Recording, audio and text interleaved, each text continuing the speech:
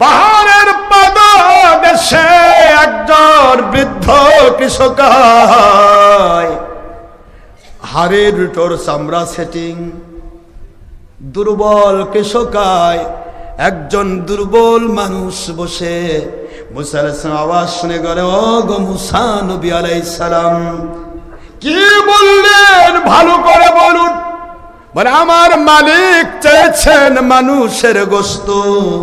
বলে, এসো মুসা, আপনি আমার সামনে এসে যান, আমি আমার মালিকের মহব্বতে শরীরের সব গোশত দিয়ে দিতে চাই। একটু জোরে বলুন সুবহানাল্লাহ। এই জন্য আমরা প্রথমে শুরু করছি, দেখি একটু পড়ি সূরা ফাতিহা। বিসমিল্লাহির রহমানির রহিম, আলহামদুলিল্লাহি রাব্বিল আলামিন। আলহামদু এই শব্দ দিয়ে আজকের আলোচনা শুরু। আলহামদুলিল্লাহ বলে আমরা আলোচনা শুরু করলাম। রাজি আছেন তো নাকি? আলহামদুর ভিতরে কি রয়েছে? আপনি কোরআন শরীফ যখনই পড়বেন, বাবারা সুযোগ পাইলে কোরআন পড়বেন, সুযোগ পাইলেই কোরআন পড়বেন। প্রতিদিন কোমর পক্ষে এক পাতা কোরআন শরীফ পড়ুন। কোমের পক্ষে কোরআন শরীফ পড়লে কি হয়? আল্লাহর সাথে বান্দার গল্প হয়। জোরে বলেন কি হয়? বান্দা বলল আলহামদু, সকল প্রশংসা। মুহূর্তের ভিতরে মালিকের আওয়াজ হয়, লিমানিল হামদু ইয়া আব্দি, আয় আমার বান্দা কার প্রশংসা করছ, কার প্রশংসা করছ? বান্দা পড়ে ফেলল লিল্লাহ,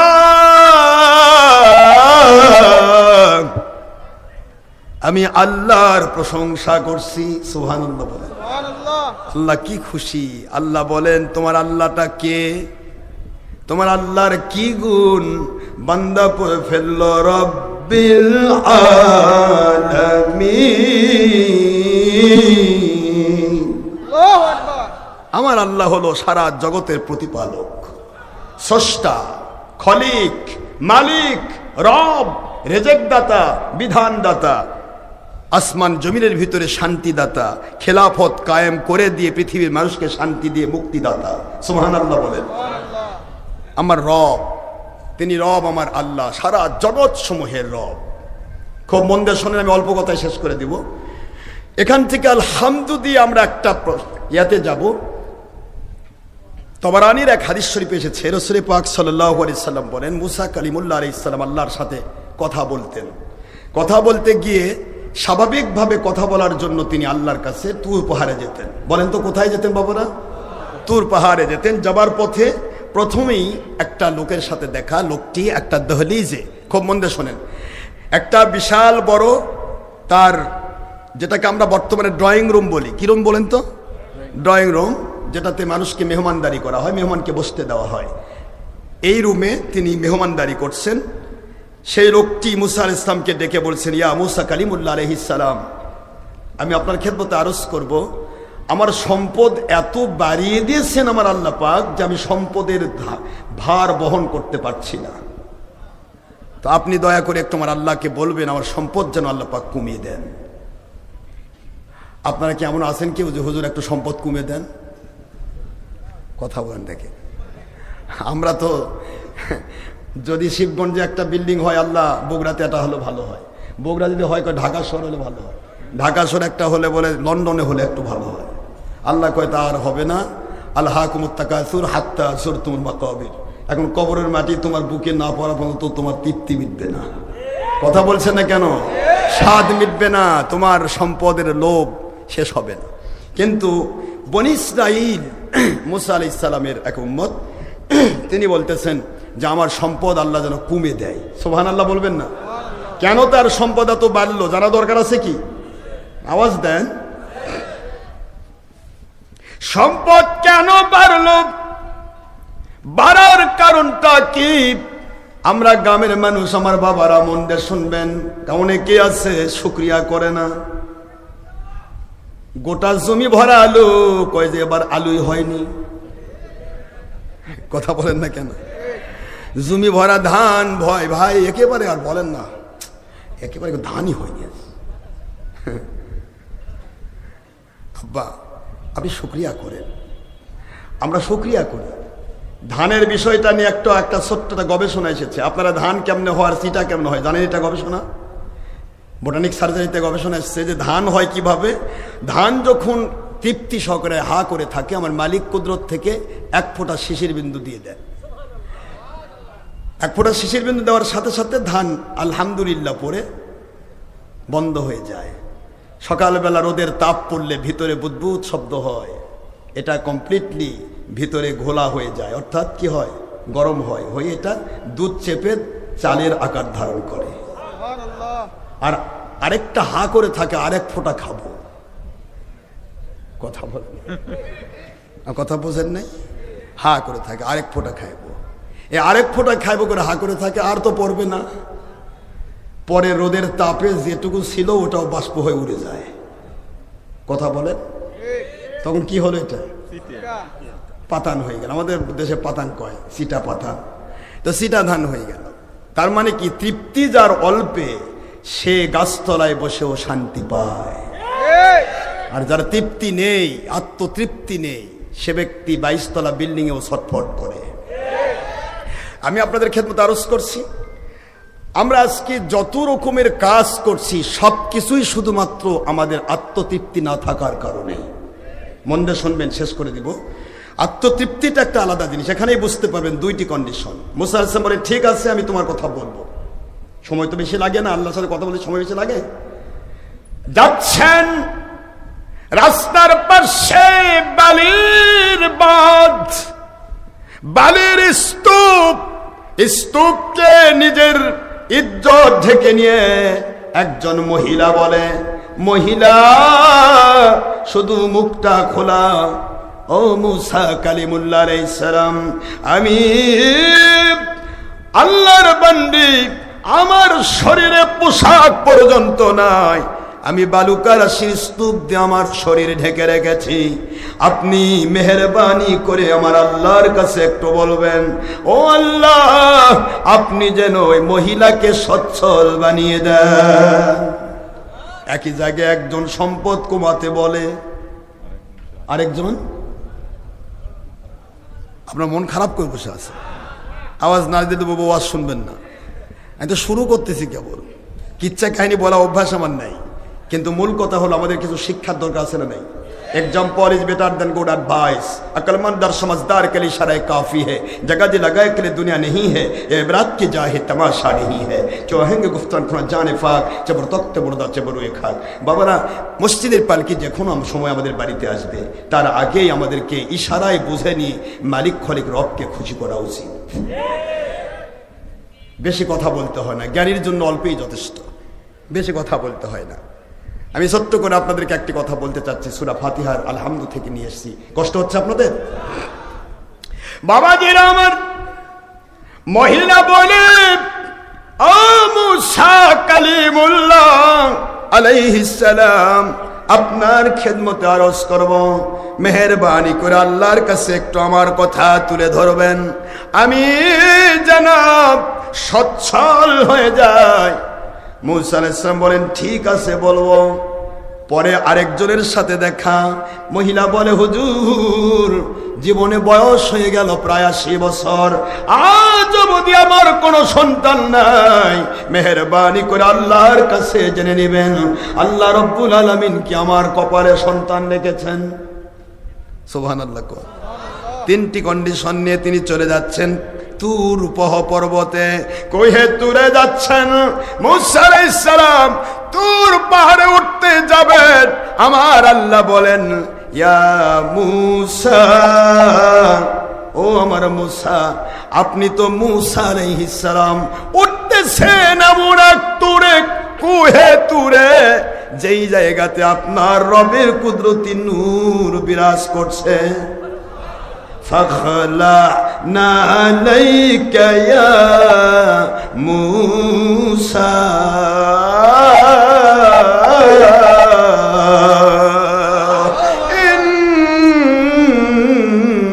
ইন্নাকা বিল ওয়াদিল মুকদ্দাস তুয়া। সুবহানাল্লাহ বলেন। মুসা আলাইহিস সালামকে আল্লাহ বলেন, মুসা নবী ও কালিমুল্লাহ আলাইহিস সালাম, এই মুহূর্তে আপনি আপনার পায়ের জুতা মুবারক খুলে ফেলুন। জুতা পরে কুহে তুলে ওঠা যাবে না, যাবে না, যাবে না। কুহে তুলে আপনার পবিত্র আল্লাহ মুকদ্দাসে তোয়া, এই কুহে তুলে আপনার পবিত্র আল্লাহর কুদরতি সত্তার নূর বিরাজ করছে। মুসা আলাইহিস সালামকে কুহে তুলে উঠতে দেওয়া হলো না জুতা ছাড়া। এবার আপনি আগের দিকে যান। আমার তাফসিরে তাবারিতে এসেছে, সুনাদ দারমিতে এসেছে, মুসনাদে আব্দুর রাজ্জাকে এসেছে, আল্লাহর বন্ধু সপ্তম আসমান অতিক্রম করেছেন। সপ্তম আসমান অতিক্রম করেছেন, সিদরাতুল মুনতাহা পার হয়েছেন। ইনদা সিদরাতুল মুনতাহা, সিদরাতুল মুনতাহা পার হয়ে যখন হুজুর উপরের দিকে যাচ্ছেন, রফরফ সিংহাসনে ওঠে নবী উপরের দিকে যায়। এই মুহূর্তে যখন আরশে আজিমের উপরে উঠবেন, নবীজির পায়ে তখনও তিনি ঘুমন্ত অবস্থায় জুতা। আমাদের জুতাগুলি যেরকম, তখনকার জুতা এরকম নয়। আমাদের মোজা যেরকম আছে, চামড়ার মোজা দেখছেন আপনারা, এরকম মোজা রকম সব জুতা ছিল।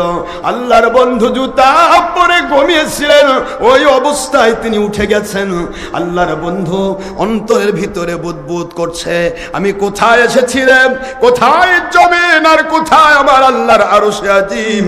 এখানে আমার মালিকের আরশে আজিমে জুতা নিয়ে উঠবো, এত বড় স্পর্ধা আমার কি করে হলো? আমি তো শুনেছি মুসা আলাইহিস সালাম দুনিয়ার তোর পাহাড়ে জুতা নিয়ে উঠতে পারেন নাই। আমার আল্লাহর পক্ষ থেকে আমাকে আওয়াজ দেওয়ার আগেই আমি জুতা খুলে ফেলতে চাই। আল্লাহর বন্ধু জুতা খুলে ফেলবেন, এই মুহূর্তে মালিকের আওয়াজ আছে, বন্ধু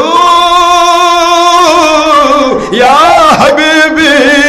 মুসা কালিমুল্লাহ হলো ৭০,০০০ নবীর সরদার, আর আপনাকে বানাইছি আমি সকল নবীর সরদার। এটা জোরে বলতে হবে। কুল ইন্নী রাসূলুল্লাহি ইলাইকুম জামিআ। একটু জোরে বলতে হবে সুবহানাল্লাহ। পড়ুন আমার সাথে, কুল ইন্নী রাসূলুল্লাহি ইলাইকুম জামিআ। আল্লাহ পাক বলেন, বন্ধু দুনিয়ার মানুষগুলো ওরা, আপনি ওদেরকে বলবেন কল, আপনি বলে দিবেন কওলু লা ইলাহা ইল্লাল্লাহ তুফলিহু। আপনি তাওহীদের প্রচার করবেন, আর আমি আল্লাহ পাক রিসালাতের প্রচার করব। আরে সুবহানাল্লাহ বলে না জোরে। আপনি বলবেন তোমরা লা ইলাহা ইল্লাল্লাহ বলো, আল্লাহ ছাড়া কোনো মাবুদ নাই, আল্লাহ ছাড়া কোনো ইলাহ নাই, আল্লাহ ছাড়া কোনো আইনদাতা বিধানদাতা নাই, আল্লাহ ছাড়া কোনো মালিক খলেক রব নাই। ওই মালিক তিনি একমাত্র রব, এইটুকু পরিচয় আপনি দেন। কারণ ওরা তো আমার বাদ দিয়া ওরা বিভিন্ন প্রকার দেবদেবীর পূজা করে। কথা কন না কেন? দেবদেবীর পূজা নিয়ে ওরা ব্যস্ত। আপনি প্রচার করবেন আমি আল্লাহকে, আর আমি আল্লাহ বলে দিচ্ছি। যখনই আমাকে মেনে নিল তারা, আপনাকে মানানোর দায়িত্ব হলো আমার। একটু জোরে বলতে হবে সুবহানাল্লাহ। ইয়া আইয়ুহাল্লাযীনা আমানু আতিউল্লাহ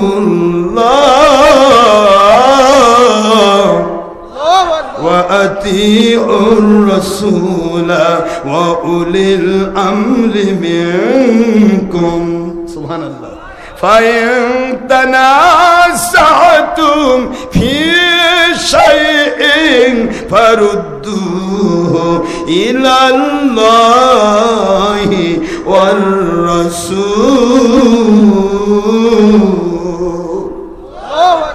আল্লাহ পাক বলেন সূরাতুন নিসা 4 নম্বর সূরা 5 নম্বর পারা মদিনায় অবতীর্ণ আইন আয়াত শরীফ নম্বর 59 আল্লাহ বলেন হে মুমিনেরা this notice only for believers not for disbelievers and non-Muslims who stand this world female or a female young or adult or student all believers of this world all মুমিনেরা পুরুষ হও মহিলা হও জিন হও ইনসান হও আমি আল্লাহ পাকের আইন আমি আল্লাহর আইন হলো আমাকে মেনে নাও আতিউল্লাহ আমি আল্লাহ যা হুকুম করব তা মানো আমি আল্লাহ যা নিষেধ করব তা ছাড়ো এটা হলো মুমিনের ডিউটি এটা জোরে বলতে হবে কার ডিউটি এটার নাম আল্লাহর গোলামি একটু মন দিতে হবে কার গোলামি যা আদেশ করবে তা মানব যা নিষেধ করব তা ছাড়ব তার নাম কি কথা বলেন না কেন বুঝতে পারতেছেন আমার কথা যা আদেশ করবেন মানব যা নিষেধ করবেন তা ছাড়ব এটার নাম গোলামি আল্লাহ বললেন আমার গোলামিতে নিজেকে ন্যস্ত করা আমি আল্লাহ পাককে মেনে নাও এর নাম তাওহীদ এর নাম কি তাওহীদ মেনে নাও সঙ্গে সঙ্গে ওয়ায় আতেফা লেগে দিয়ে বললেন ওয়া আতিউর রাসূল কি করে তোমরা আমাকে মানবে আমাকে মানতে হলে আমাকে দেখতে হয় আমাকে মানতে হলে আমার থেকে ডাইরেক্ট আদেশ নিষেধ পেতে হয় কিন্তু আমার থেকে ডাইরেক্ট আদেশ নিষেধ দুনিয়ার কেউ পাবে না আমি আদেশ নিষেধ যাকে করি তিনি হয় নবী তিনি হয় রাসূল আমার রিসালাতের রাসূল ওহী দ্বারা নিয়ন্ত্রিত আমার রাসূলকে ভালোবেসে মেনে নাও আমি আল্লাহর তাওহীদের দরজার তালা খুলে যাবে জোরে বলতে হবে সুবহানাল্লাহ আমরা তো খালি তাওহীদ নিয়ে ব্যস্ত তাওহীদের গোলাম হতে গেলে আল্লাহর আইন হলো ওয়া আতিউর রাসূল এই কথাটা অর্ডারটা কার আমাকে আওয়াজ দিতে হবে অর্ডার কার আল্লাহর অর্ডার মানা গোলামি কার আল্লাহর অর্ডার মানা গোলামি কার তাহলে রাসূল মানা আল্লাহর গোলামি করা মা আতাকুমুর রাসূল فخذوه وما نهاكم عنه فانتهوا واتقوا الله إن الله شديد العقاب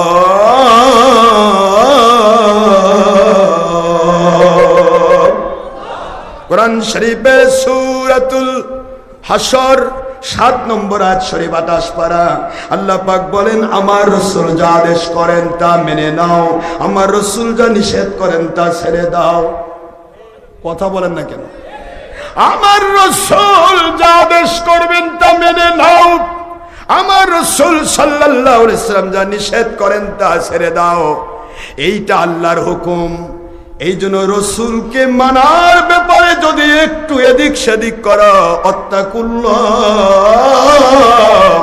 আমি আল্লাহর শাস্তিকে ভয় করো ইন্নাল্লাহ শাদীদুল ইকাব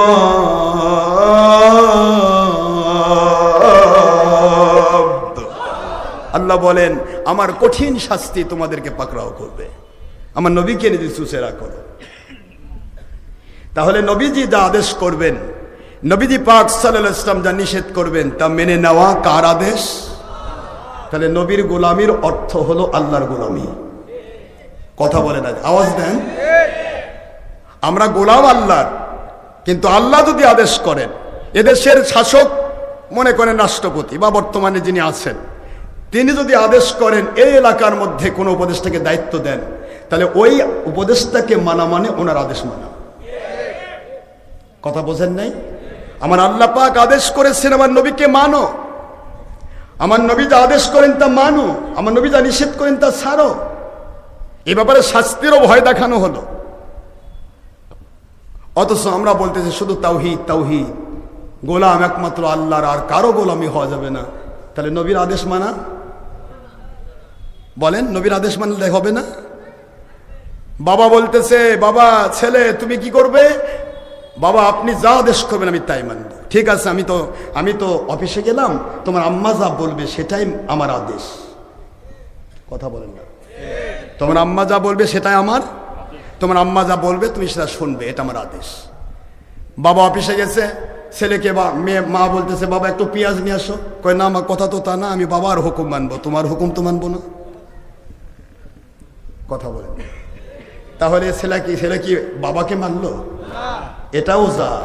যে ব্যক্তি বলে শুধু আল্লাহকে মানবো, রসুল মানবো না, রসুল মানবো অলি মানবো না, সেটাও তা। তবে মুসা আলাইহিস সালাম গেলেন, কথাবার্তা হয়ে গেল। এবার মুসা আলাইহিস সালাম বলতেছেন আল্লাহকে, আল্লাহ পাক ওই মানুষগুলি কি হবে? আল্লাহ বললেন, প্রথম যে মহিলার সাথে দেখা হয়েছে, লাস্টে যে মহিলার সাথে দেখা হলো, তাকে বলো তার কপালে আমি কোনো সন্তান লেখি নাই। সুবহানাল্লাহ। দ্বিতীয় নম্বর মহিলাকে বলো, সে ব্যক্তিকে যা সম্মান, যা কিছু আমি সম্পদ দিয়েছি, তার যেন সে যেন শুকরিয়া আদায় করে।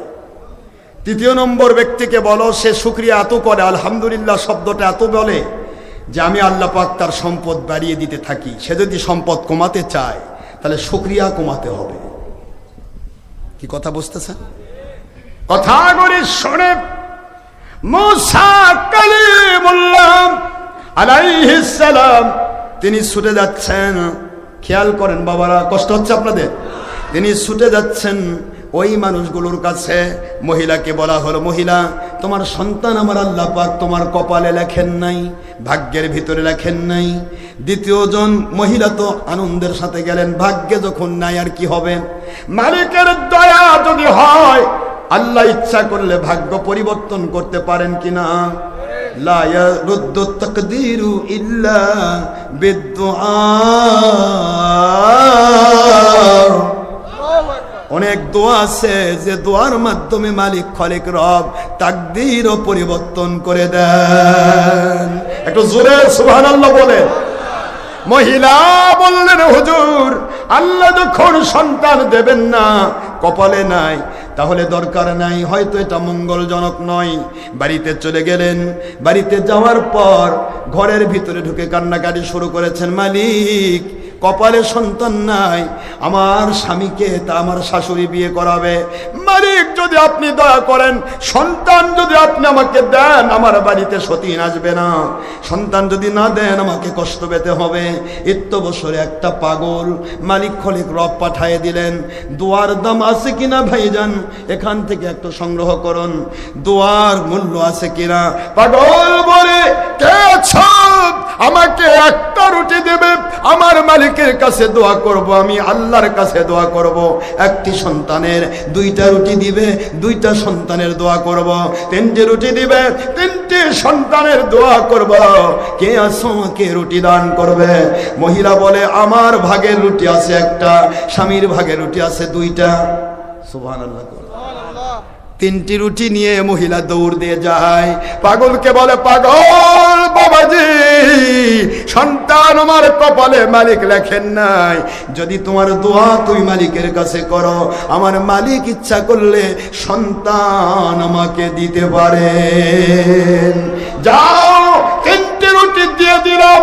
তিন রুটি নিয়ে পাগল আমার মালিকের কাছে হাত তুলে, মালিক খালিক রব, ও দরদি আল্লাহ, আমি ওয়াদা করেছি মেয়েটিকে তিনটি সন্তানের দোয়া করব। আপনি মালিক, আপনি খালিক, আপনি রব, আমি গুনাহগার পাগল হাত তুলেছি, মেহেরবানি করে আপনি এই মহিলাটাকে তিনটি সন্তান দান করুন। সুবহানাল্লাহ। এমনও দোয়া আছে মালিক কবুল করে থাকে।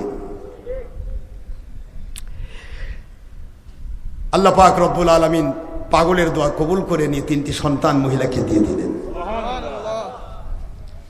সন্তান নিয়ে মহিলা একটা কোলে, কষ্ট হচ্ছে আপনাদের, আরেকটা হেঁটে বেড়াচ্ছে। তিনটি সন্তান মহিলা নিয়ে রাস্তায়। মুসা আলাইহিস সালাম একসময় হেঁটে আসে, দেখে মহিলা, কি ব্যাপার আপনার সন্তান থেকে আসলো? কয় আপনি না বললেন আমার সন্তান নেই, তো আল্লাহ তোমাকে দিছে। মুসা আলাইহিস সালামের মেজাজ খারাপ হবে না? আল্লাহ নবী ওহী দ্বারা নিয়ন্ত্রিত।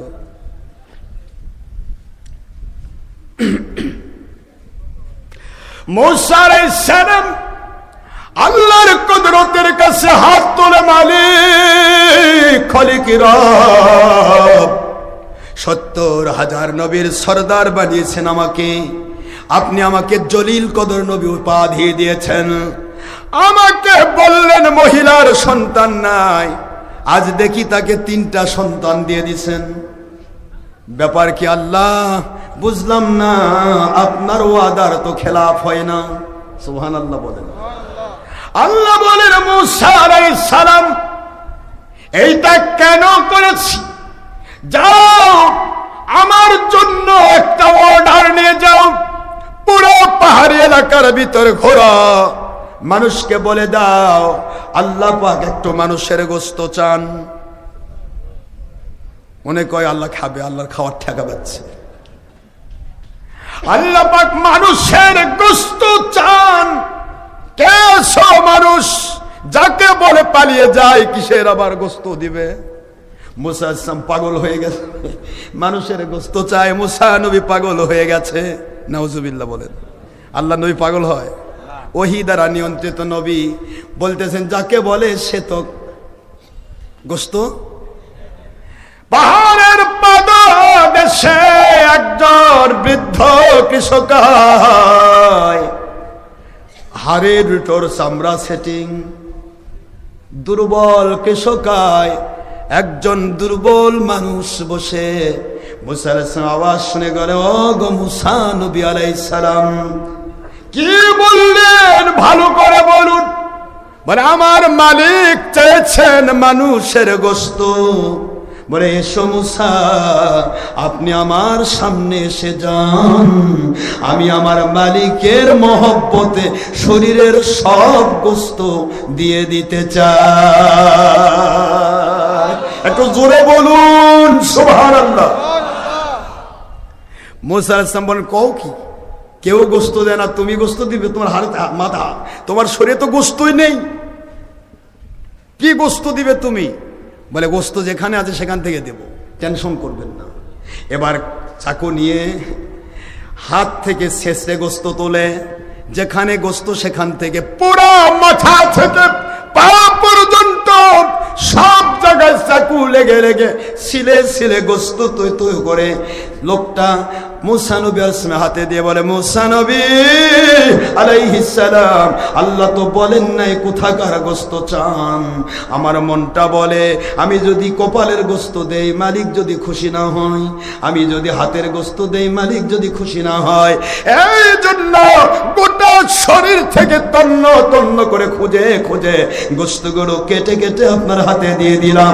যান আমার মালিককে দিয়ে দেন, আমার মালিক খুশি তো আমি খুশি হয়ে যাব। আলহামদুলিল্লাহি রাব্বিল আলামিন। সুখে দুঃখে সর্বাবস্থায় আমি মালিকের শুকরিয়া করতে চাই। আমার মালিকের ডাকে সাড়া দিয়ে শরীরের গোশত দিতে পেরেছি, এইটাই আমার বড় শুকরিয়ার বিষয়। আমার মালিকের ডাকে সাড়া দিয়ে দিতে পেরেছি, এটা তো আমার মালিকের দয়া। আমরা মালিকের গোলাম হতে পারবো, এটা তো মালিকের দয়া। আমাদের কি আছে বাবা? মালিকের গোলামি করতে পারবো, এটাই তো বড় পাওয়া। যাও মুসা নবী আলাইহিস সালাম দিয়ে দেন আমার মালিকের কাছে। মালিক খলিক রব আল্লাহর কাছে মুসা আলাইহিস সালাম আল্লাহ পাক কেবল মালিক এই তো গোশত পেয়েছি, কে দিল? বলে অমুক জায়গায় এক পাগল কোথা থেকে গোশত দিয়েছে। আল্লাহ জানে না? বলেন জানে কি না? কোথা থেকে গোশত দিয়েছে তো পুরা শরীর থেকে। নবী মুসা কালিমুল্লাহ আলাইহিস সালাম আপনি বলুন বলুন বলুন, ওই ব্যক্তি গোটা এলাকার কোন মানুষ আপনাকে গোশত দিল না, আপনার শরীরে গোশত তাও আপনি দেওয়ার মতো আপনার কোনো চিন্তায় মাথায় আসলো না, আমি চিন্তা মুক্ত করেছি। সুবহানাল্লাহ বলেন। এটা নবীর দোষ নয়, তার মনে মধ্যে চিন্তায় আসেনি যে আমিও তো মানুষ। আপনার শরীর মোবারকের গোশত দেওয়ার চিন্তাও হলো না, কারণ নবীরা ওহী দ্বারা নিয়ন্ত্রিত, আমি ওহী দিয়ে আপনাকে নিয়ন্ত্রণ করেছি, দিতে পারবেন না। কেউই যখন দিল না, একটা পাগল তার পুরা শরীরের গোশত নাই, তাও কেটে কেটে আমার কুদরতের সামনে তুলে ধরে। ওই পাগল যদি আমার কাছে কিছু চাই গো মূসা আলাইহিস সালাম, বলুন তো আমি না দিয়ে কি পারি? ওই পাগল দুই হাত তুলে আমার কাছে আবেদন করে, ওই মহিলাকে 3টি সন্তান দিয়ে দিতে হবে। পাগলকে ভালোবেসে, ওই অলিকে ভালোবেসে আমি আল্লাহ রব্বুল আলামিন দয়া করে ইহসান করে ওই মহিলার তাকদীরকে পরিবর্তন করে দিয়া, সন্তান ছিল না জায়গায়, সন্তান আমি পরিপূর্ণ 3টি সন্তানের ভাগীদার বানায় দিয়েছি। আলহামদুলিল্লাহি রাব্বিল আলামিন। শুকরিয়া সেই রবের, যে রব সারা জগতের প্রতিপালক, কাউকে সুখে রেখে খুশি, কাউকে দুঃখে রেখে খুশি, কাউকে গাছতলায় রেখে খুশি, কাউকে 22 তলায় রেখে খুশি, কাউকে চাকরি দিয়ে খুশি, কাউকে চাকরি না দিয়ে খুশি, কাউকে সন্তান দিয়ে খুশি, কাউকে সন্তান না দিয়ে খুশি, কাউকে সম্পদের মালিক বানিয়ে খুশি, কাউকে ভিক্ষুক বানিয়ে খুশি। ভালো মন্দ সর্বাবস্থায় যখন একজন মুসলমান আল্লাহর শুকরিয়া করে, আল্লাহ পাক বলেন ফেরেশতাদেরকে, দেখো এত অসুবিধা, তারপরে সে আমার শুকরিয়া বাদ দেয় না। যাও, যে অসুবিধাগুলি আছে এই শুকরিয়ার কারণে, আলহামদুলিল্লাহ বলার কারণে আমি তার জিন্দগির সব সমস্যাগুলির সমাধান দিয়ে দিলাম। বাবাজি আমার, আমরা তো শুকরিয়া করি না, শুধুমাত্র নিজেকে নিয়ে কামড়াকামড়ি করি, অন্যের কেন ভালো হলো, অন্যের কেন ভালো হলো। কথা বুঝতেছেন না? শুধু মানুষের ক্ষতি করার চেষ্টা। ওই একজন নাকি শবে বরাতের রাত্রে গেছে দোয়া করার জন্য, বন্ধুর কাছ থেকে চাই যে বন্ধু তোমার সুন্দর পঙ্কিরাজ ঘোড়াটা আমাকে একটু দাও, আমি একটু ঘুরে আসি। বন্ধু বলে, ভাই পঙ্কিরাজ ঘোড়া দিতে পারবো না, বেড়ার জন্য নয়, এটা আল্লাহর রাস্তায় দাওয়াত দেওয়ার জন্য কিনছি, তুমি বেড়ানোর জন্য আমি দিব না।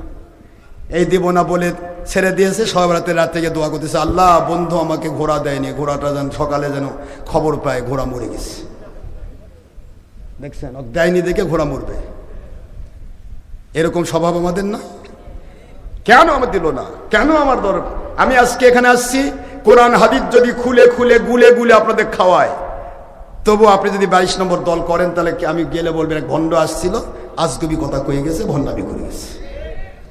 আর যদি কোরআন হাদিসের কিছুই না বলে উল্টা পাল্টা কথা বলে চলে যায়, আপনার কোম্পানির পক্ষে বলে যায়, কালকে চায়ের দোকানে চা খাওয়ার হেরিং, আয় রে বসিরুদ্দি চা খা, কি সুন্দর এক, আরে প্রিন্সিপাল এত ভালো মানুষ, মানে কি সুন্দর এক বক্তা নিয়ে আসছিল। কি হয়েছে ভাই, এত খেপছেন কেন? কয় যে এমন বক্তা যে হক্কানি রব্বানি আলেম, আমাদের দলটা ভালো হয়ে গেছে। এই হলো আমাদের ইসলাম। আমাদের ইসলাম শুধু নিজেকে নিয়ে, আর আমার আল্লাহর ওলিদের ইসলাম হলো আল্লাহকে নিয়ে। বাবা আমার, কষ্ট নেবেন না, আমি কাউকে জুলুম করার অভ্যাস নেই, ভালো লাগলে নেবেন, না ভালো লাগলে আপনার কোম্পানিতে থাকেন। কিন্তু একটি কথা আমি বলবো, দয়া করে কোনো সময় পূর্ববর্তী ইসলামের দুশ্মনী করবেন না, গোড়া কেটে যাবে। আমের গাছের গোড়া কেটে দিলে আগালে জলপাই থাকবে, জলপাইও পড়ে যাবে। কলম কাটা ডাল ওখানেই থাকেন, যতক্ষণ গোড়া আছে ততক্ষণ আপনি টিকবেন, গোড়া নেই আপনি টিকবেন না। মাত্র 30-40 বছর আগে ইতিহাস টানেন আপনি, আমরা বাড়ি বাড়ি ঘর ঘর মিলাদ পড়েছি, মিলাদের প্যাকেট খেয়ে বড় হয়েছি। আজ মিলাদের বিরোধিতা করবার কি আবার হুজুরের আমার ওয়াজ বন্ধ করে, চিন্তা করে। অথচ সব কেতাব এক কথায়, এই যে কেতাব, সব কেতাব তাদের লেখা কেতাব। এই যে আকবরুল আখিয়ার কেতাব, সকল ওস্তাদের ওস্তাদ হজরতে আল্লাহর ওলি আব্দুল হক মুহাদ্দিস দেহলেভি রহমতুল্লাহ আলাইহি, তিনি তার 624 পৃষ্ঠায় লিখে রেখেছেন, বাংলা ভারত পাকিস্তানে আমরা যত আলেম আছি, যত গ্রুপ আছি, সকল গ্রুপের ওস্তাদের হেড ইনি হলেন সনদ। সেই সনদ বলতেছেন, आय अल्लाह मेरे कोई अमल ऐसा नहीं है जिसे आपके दरबार में पेश करने के लायक समझो। आय अल्लाह আমার এমন কোনো আমল নেই যা আপনার দরবারে পেশ করার মতো যোগ্যতা সম্পন্ন। मेरे तमाम अमल फसादियात मौजूद रहते हैं, আমার প্রতিটা আমল ফাসাদিয়াত দিয়ে ভরা রয়েছে। अलबत मुझे हकीर और फकीर का एक अमल सिर्फ तेरे जाते पाक को इनायत को जिससे बहुत शानदार होता है। আমার একটি মাত্র আমল আছে যা আপনার দরবার পেশ করার মতো যোগ্যতা সম্পন্ন, সবচাইতে শানদার এবং মজবুত আমল, কবুলযোগ্য আমল। ও ये है कि ওই আমল এইটা कि मजलिस से मिलाद के मौके, मजलिस से सिरात नहीं, मजलिस से सिरातिन नबी नहीं, मजलिस से मिलादुन नबी, मजलिस से मिलाद के मौके मैं अब्दुल हक मुहद्दिस देहलवी खड़ा होकर सलाम पढ़ता हूँ। আমি আব্দুল হক মুহাদ্দিস দেহলভী সকল উস্তাদের উস্তাদ, আমি মিলাদ মাহফিল করি এবং সেখানে দাঁড়িয়ে দাঁড়িয়ে কিয়াম করে নবীকে সালাম দেই। ও আল্লাহ, আমার এই আমলটা কিয়ামতের দিন আপনি নাজাতের ওসিলা বানিয়ে দিয়েন। এখন আমার গোড়া যদি কয় মিলাদ কিয়াম আর মাথায় এসে যদি সিরাত, মাথায় এসে যদি কই মিলাদ নাই, তাহলে বোঝা যাবে গোড়া ঠিকই আছে, মাথার থেকে আসল ডালটা কেটে ফেলে দিয়ে নকল কোনো ডালের কলম কেটে লেগে দেওয়া হয়েছে। আমি তো কলম কাটা ডাল হতে চাই না, আমি গোড়া নিয়ে থাকতে চাই। আমি আপনাদের অনুরোধ করব, কোনো ক্ষেত্রেই বাড়াবাড়ি করবেন না। সমাজ ফিতনামুক্ত থাকবে। যে পড়ে না তাকে পড়তে বলবো না, যিনি পড়েন তাকে বাধা দিবেন না। ঠিক না বা ঠিক বলেন? মিলাদ আপনি করেন না, কোন আমাদের আপত্তি নেই। আপনি আমার নবীজিকে মানবেন না, সেটা আপনার ব্যাপার। আপনি পীর মুরিদি মানবেন না, আপনার ব্যাপার। কিন্তু যারা মানছে তারা দলিল ভিত্তিক মানছে। ঠিক না বা ঠিক বলেন? এই বাংলাদেশে শাহজালাল কে ছিলেন? পীর না অন্য কোম্পানি?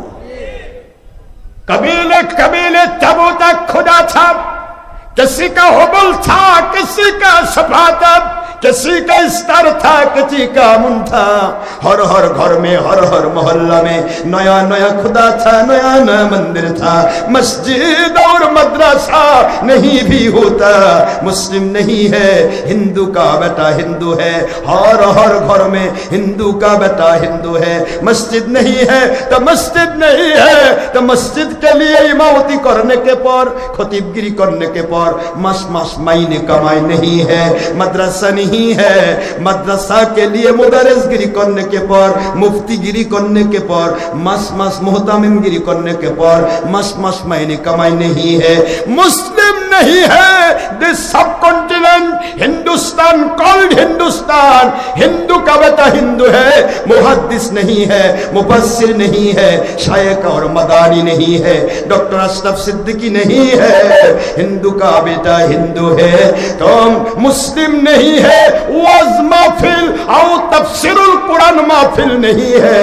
एक रात भी 1 घंटा का वाज फरमायती पर हेलीकॉप्टर चुक्ति करने के लिए लाख लाख टका माल कमाई नहीं है। मगर हक्कानी वली औलिया, हक्कानी वली औलिया, मजहब मानने वाला पीर, हक्कानी वली औलिया के हाथ बायात होने वाला पीर, फर्ज नमाज के बाद, अज़ान के बाद हाथ उठाना मुनाजात करने वाला पीर, हक्कानी वली औलिया, शबे बरात, शबे कदर, शबे मेराज, ईद मिलादुल नबी, आशुरा मिनल मुहर्रम पालन करने वाला पीर, हक्कानी वली औलिया, शाहजालाल, शाहपरान, शाह मखदूम, मई सवार बल्कि खानजहान अली, शाह फतेह अली अस्कारी रहमतुल्लाह अलैहि अजमाइन। हक्कानी वली औलिया की हक इस्लामी दावत। हमारा मुस्लिम नहीं है, मुहद्दिस मुफस्सिर नहीं है, आलिम उलमा नहीं है, हिंदू का बेटा हिंदू नंगटी पढ़ने वाला है। কোথায় যাচ্ছেন আপনি? কার বিরুদ্ধে বলছেন? তাফসীরের কোরআন মাহফিলের নাম করে পীরের বিরুদ্ধে যাচ্ছেন, গোড়া কেটে যাবে। মুফতির নাম করে পীরের বিরুদ্ধে যাবেন, মুফতিগিরি থাকবে না। মুহাদ্দিস মুফাসসিরের নাম করে পীরের বিরুদ্ধে যাবেন, মুফাসসির মুফতিগিরি মুহাদ্দিসগিরি থাকবে না। মাত্র 10 পুরুষ আগে দেখেন শ্রী শ্রী অমুক নারায়ণ চক্রবর্তী, এই চক্রবর্তী কলেমা পড়াইছিল মিলাদ পড়া পীর। তারপরে আপনার কোম্পানি আপনি পাইছেন। এই জন্য কোম্পানির উপর নির্ভর করে হক্কানি ওলিয়া উলিয়ার দুশমনি করবেন না। আমি অনুরোধ করব, আমি বাড়াতে চাচ্ছি না আর, যাই আমি শেষ পর্বে চলে আসতেছি। মুসা আলাইহিস সালাম 2 লোককে বললেন। মহিলা বলতেছে, হুজুর আপনি কি চোখে দেখেন না? দেখেন মহিলা বলছেন, আপনি কি চোখে দেখেন না আমি কিসের শুকরিয়া করব? আমার সামনে আমার তো পরার মতো কোনো পোশাক নেই, বালির স্তূপ দিয়ে আমি আমার ইজ্জত ঢেকে আছি, আপনি বুঝতে পারছেন না আমি কিসের শুকরিয়া করব? যেই বলছে তাফসীর বলে মুহূর্তের ভিতরে মহিলা যেই বালুকা রাশি দিয়ে নিজের ইজ্জত ঢেকে রেখেছিল এই পর্যন্ত, পুরা বালুকাগুলো মুহূর্তের মধ্যে বাতাস এসে উড়ে নিয়ে গিয়ে মহিলাকে উলঙ্গ করে ফেলল। নাউযুবিল্লাহ বলেন।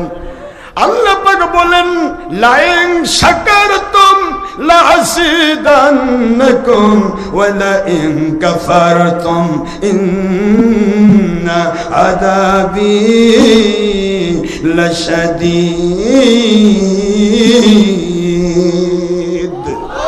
কোরআন শরীফের সূরাতুল ইব্রাহিম আলাইহিস সালাম 7 নম্বর আয়াত শরীফ আল্লাহ পাক বলেন, যদি আমার শুকরিয়া আদায় করো, শুধু আলহামদুলিল্লাহ শব্দটা প্রয়োগ করতে পারো, তোমার অসুবিধা যা আছে আমি আল্লাহর সুবিধাতে পরিণত করে দেব। শুকরিয়া করবে না, তোমার সকল নিয়ামত আমি ছিনিয়ে নেব। কৃতজ্ঞ হয়েছ, অকৃতজ্ঞ হয়েছ, তোমার জিন্দেগির নিয়ামত কমিয়ে দেব। ও আমার বাবাজিরা, মহিলার ওই বালু যে স্তূপ করে রেখেছিল, এগুলি কার দেওয়া নিয়ামত? মুসা আলাইহিস সালাম বিপরীতমুখী হয়ে বলেন, ভ্রান্ত মহিলা, তুমি চিন্তা করতে পারো না কত মানুষের হাত নেই, তোমার হাত আছে। কত মানুষের পা নেই, তোমার পা আছে। কত মানুষের চোখ নেই, তোমার চোখ আছে। কত মানুষের কান নেই, তোমার কান আছে। কত মানুষ পাগল, তোমাকে আল্লাহ মেধা দিয়েছে। কত মানুষ আজকে কত বিপদে, আর তুমি বালু নিয়ে ইজ্জত ঢেকে রেখেছ, আর শুকরিয়া করার কোনো জিনিস পাচ্ছ না। যতদিন আমার আল্লাহর শুকরিয়া আদায় করতে না পারবে, ততদিন পর্যন্ত তুমি সচ্ছল হতে পারবে না। যে ব্যক্তি আল্লাহর শুকরিয়া থেকে নিজেকে গুটিয়ে নেয়, সে কোনোদিন আল্লাহর কাছে সচ্ছলতা পাবে না। চলে গেলেন সেই লোকটির কাছে যিনি এখনো তার ড্রয়িং রুমে বৈঠকখানায় মানুষদেরকে খাবার খাওয়াচ্ছেন, এখনো খাওয়াচ্ছেন। দৌড়ে এসে বলে, আসসালাতু ওয়াসসালামু আলাইকা ইয়া রাসূলুল্লাহ। আয় মুসা কালিমুল্লাহ আলাইহিস সালাম, মেহেরবানি করে বলুন, আমার সম্পদ কমার জন্য আমার মালিকের কাছে আমি আবেদন পাঠিয়েছিলাম, আপনি কি বলেছিলেন? হ্যাঁ বলেছি, মালিক খলিক রব আমাকে বলেছেন। মুসা আলাইহিস সালাম তিনি হচ্ছেন ওই ব্যক্তিটা, এমন একজন ব্যক্তি প্রতিটি মুহূর্তে সে আমার শুকরিয়া করে, আলহামদুলিল্লাহি রাব্বিল আলামিন। প্রতিটা মুহূর্ত বলে আমার আল্লাহর শুকরিয়া। আমি মালিকের শুকরিয়া আদায় করলে আমি ওই বান্দাকে সচ্ছলতা না দিয়ে পারি না। ও আমার নবী মুসা আলাইহিস সালাম ওই ব্যক্তিকে বলে দেন, উনি যেন শুকরিয়া কমিয়ে দেয়, তাহলে আমি তার সম্পদ কমিয়ে দেব। ও ব্যক্তি, তুমি শুকরিয়া কমিয়ে দাও আল্লাহর, তোমার সম্পদ কমে যাবে। যেই মাত্র কথা লোকটি বলে, ওগো আল্লাহর নবী মুসা কালিমুল্লাহ আলাইহিস সালাম, কেমন করে আমি ওই মালিকের শুকরিয়া বন্ধ করব, যে মালিক না চাইতে আমাকে খাবার দিয়েছেন, না চাইতে আমাকে একজন মুমিন হিসেবে কবুল করেছেন, না চাইতে যে মালিক দয়া করে এত সম্পদের মালিক বানিয়েছেন, ওই মালিকের শুকরিয়া আদায় না করে কেমন করে পারবো? যিনি আমাকে আল্লাহ ওই মালিক, তিনি সেই মালিক যিনি আমাকে ক্ষুধা লাগলে খাবার দেন, সুবহানাল্লাহ বলেন। যিনি আমাকে তৃষ্ণা লাগলে আমাকে আজকি পানি দান করেন, ওই মালিকের শুকরিয়া আদায় না করে আমি পারবো না। পড়ে নিলাম আলহামদুলিল্লাহ।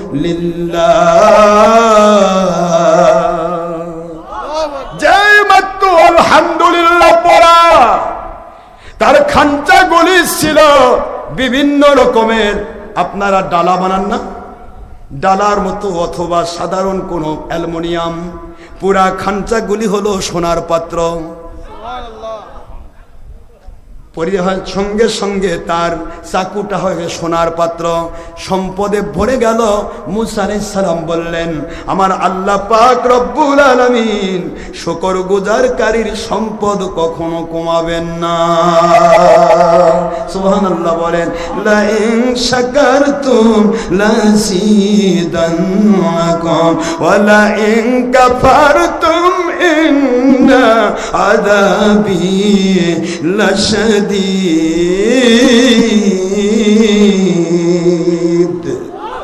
যদি তোমরা শুকরিয়া আদায় করো, আমি তোমাদের শুকরিয়ার জন্য তোমাদের নিয়ামত বাড়িয়ে দিব। আসুন আমরা শুকরিয়া করি, আমরা যেন অন্যের উপরে হিংসা না করি, পরস্তি কাতর যেন না হই।